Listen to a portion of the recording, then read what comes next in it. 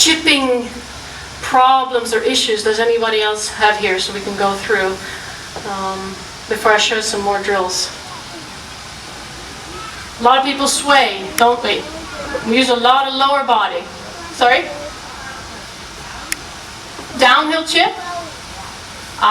Downhill chip. All right, perfect. Great question. Because it's hard to hit the ball up, isn't it? Right? Because we're downhill. Well, first of all, I do need to adapt to the hill in club selection. I'm going to use my 54.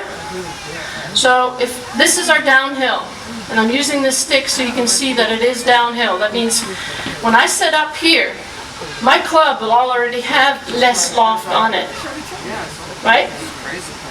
I don't want to set it up crookedly so that I hit more up on the ball. And another thing that I do, now I'm going to actually take my worst side against you, so to speak. If I try to line this stick up with my hips, I try to line up my hips with the ground, okay?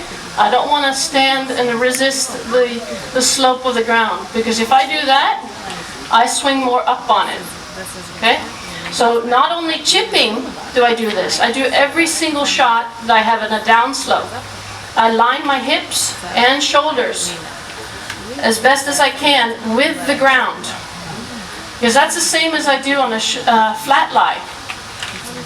And again, if I have this shot here, I have a little bit of downhill, my loft of the club is a little bit less, I should expect a little bit more roll on this one. So now I hit more down on it, but I hit the fringe, so that's why it stopped. But the last thing I want to do is set up this way and try to get the ball up in the air.